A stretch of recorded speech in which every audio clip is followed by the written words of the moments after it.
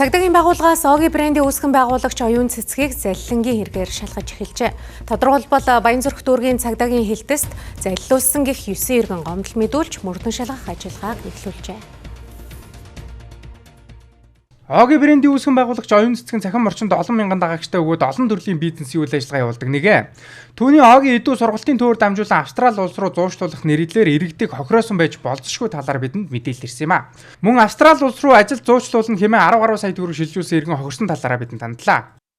Оги эдүүтэй гэрээ хийгээд ер нь бол бараг жил шахуу одоо өөрийн хөрөнгө цаг хугацаагаар ер нь бол хохирсон Австрали руу гэр бүлэрээ зорио гэд шийдээд ер нь бол өөрийнхөө байрыг хүртэл зараад ингээд ер нь бол явахаар шийдчихэд байсан. Тэгээд энэ хугацаанд ер нь бол яг гомдолтой байгаа юу вэ гэхлээр одоо цаг хугацаа хөрөнгө мөнгөөр нэлээд хохирсон.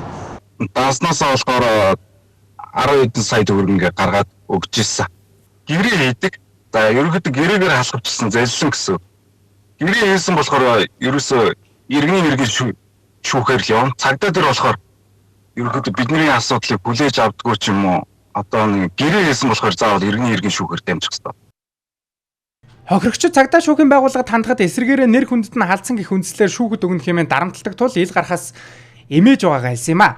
Бид мэдээллийг тэнцвэртэй өргөх үүднээс оюун цэцэгтэй холбогдсон тодруулга авах шүүхийн шатанд хэрэг хянан шийдвэрлэх үйл ажиллагаа үргэлжилж байгаа тул дэлгэрэнгүй мэдээлэл өгөх боломжгүй.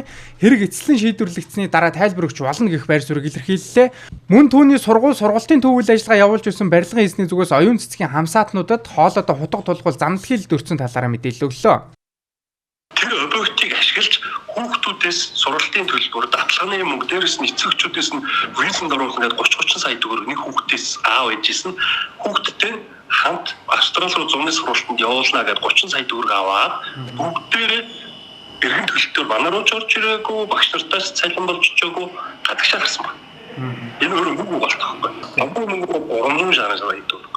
За тэгээд дээрээс нь тэр зургийн төслийн зардал нь 200 сая төгрөг. Ингээд доорож тэрүүн мэдсэн сая төгрөгийн хохирол байгаад байгаа байхгүй. А гэхдээ би энэ дээр зүгээр энэ лөөр гэдэг чинь заавал бас одоо юу гэдгийг яг ингээд бүгдийн нэг дор ойлгомжтойгоо пад гэж хэлчихвэр. Яг нэг төрсөн болон суулгасан, хоёр хүн нэмж орж ирсэн, гурлаа байсан, хоолой дутагдуулсан. Би чамайг алж шүү, захиалж шүү. Би Огийн хамаатны хахан байна гүнгүүтээ би тэнд дотор миний гарцыг ингээд голдон дарцсан энэрүүж ярих боломжгүй. Хоолой дутагдуулсан, гурлаа нийлэнгүүтээ савх гэж нэртэн. Савхолоо төрөлөөр хүмсний зүйл болохоор нөгөө мисэндээ орохгүй учраас гурлаа нэгээс савх тулгсан бодит байдал төр тулгсан байдаг. Би яг би ячаа надад чи гар үсэг зурчаа гэд яасан байх нь тэрүүн 500-аас 800 саягийн дахид 100 саяын одоо тий хасаад 700 болоод тэрүүн 500-аас одоо тэр өөрийнхөө өгч байгаа юмнаас далгаснаас юу ч асахгүй 700-ыг насглаар 8 зүйлч 800 дээр нь 200 сая төгрөгийн алдаг тооцоолоод 40 гаруй сая. Харин цагдаагийн байгууллагаас тодруулахад залилуулсан гэх 9 иргэний гомдол Баянзүрх дүүргийн цагдаагийн хэлтэст шалгагдаж байгаа талаар мэдээлэл өглөө. Түүнчлэн хүүхдээ сургуульд өгч доод тал нь 10 сая төгрөгөөр хохирсон гэх 100 гаруй иргэний мэдээлэл байж болзошгүй талаар их сурвалжууд хэлж байна. Иргэдийн хувьд замналхийллээс айх мөн хууль хяналтын байгууллагын шийдвэрт эргэлзэж байгаа илэрхийлсэн юм мөн инфлюенсер оюун цэцгийг олон дагагчдаараа айлган сүрдүүлэх тэдний ашигладаг гэдгийг ч онцлон дурдж байлаа.